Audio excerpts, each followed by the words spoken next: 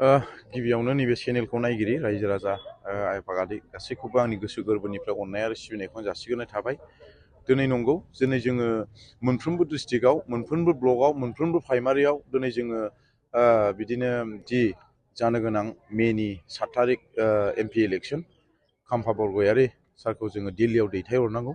बिनि थाखाय जोङो सानसेबो जिरायनानै थायाखै आरो जोङो हरनि बिदिनो 8टा 9टा 10टा 12टासिम बिदिनो जों खस्थ' खालामगासिनो दङ। उदैयाव जानाय गैया लोंनाय गैया बेफोरबायदि।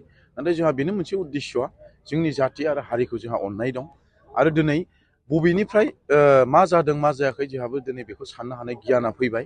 गतिके दिनै साफ्रोमबो दिनै रायजो राजाफ्रा मोनसे साननाय फैदों जे सिगां जे दानि बे सोलिबाय थानाय इउपिपिएल सरकार बे सरकारा दिनै 4 बोसोर जानानै थांबाय।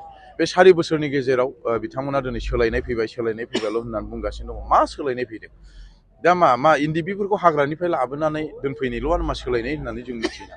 दिनै बेखौनो साननो मोनदों जे बिथांमोननि मावनाय खामानिया फिसा फिसौआथ' सरकार जानाय हिसाबैथ' मोनसे मोननैयाथ' मावनांखागोन। बेखौथ' जों बयबो मिथियो। खिन्थु मोनसे मोजां खामानि बा माबा मोनसे मोजां जिरायसालि दिनै जों बेफोरबायदि खामानि मावनाय गेदेर खामानि मावनायखौ जों नुनो मोनाखै।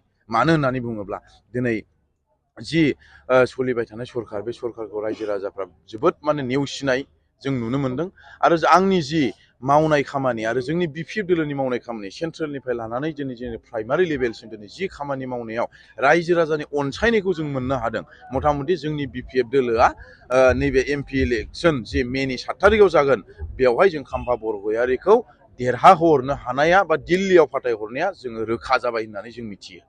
थांनाय बावैसो सिगां नोंथांमोननि दोलोनिफ्राय ओंखारलांनानै इउपिपिएल लाहोफैदों बारग' मन्थ्रि चन्द्र ब्रह्म बिथाङा बुंदों बिपिएफनि थासारिया सिगांनि बायदि नङा, दा जोबोद गाज्रि। फैबाय थानाय बिटिसि इलेक्सनाव बिथांमोनहा खुनु देरहानायनिबो चान्स गैया। देग्लायबो MP इलेक्सनावबो बिथांमोननि मेट्सआ मिलाया होननानै बिथाङा मोनसे मेसेज होदों। मानो होननानै बुङोब्ला जेब्लानाखि आङो 2019आव MLA इलेक्सन गेलेदोंमोन, बे MLA इलेक्सन गेलेनायाव आङो मोनफ्रोमबो जोंनि चिरां डिस्ट्रिक्ट बा 31 नं चिरां डिस्ट्रिक्टआव MLA गेलेनाय समाव बिथांनि मोनसेबो सिम्बल आं नुनो मोनाखै।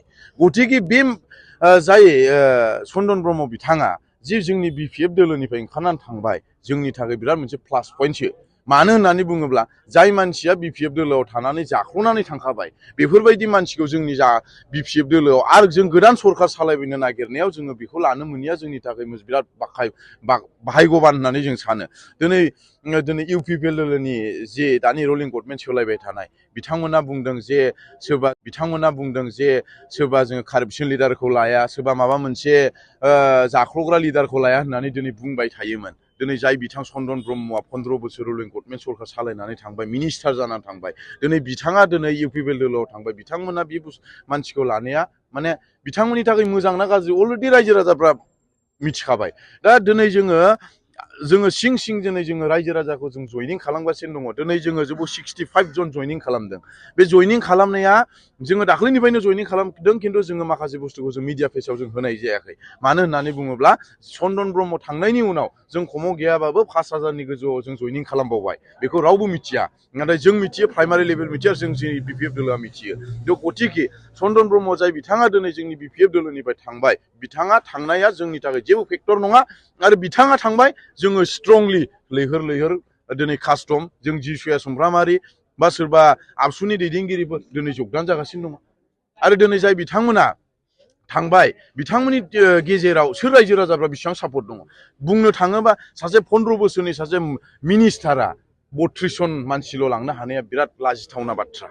मानो होननानै बुङोब्ला दिनै आंजों 65 जन मानसि फैदों, दिनै आंथ' जेबो बिबानानो गैया, दिनै आंहा जेबो पावारानो गैया, अब्लाबो दिनै आंजों 65 जन मानसि रायजो राजाफोर फैदों।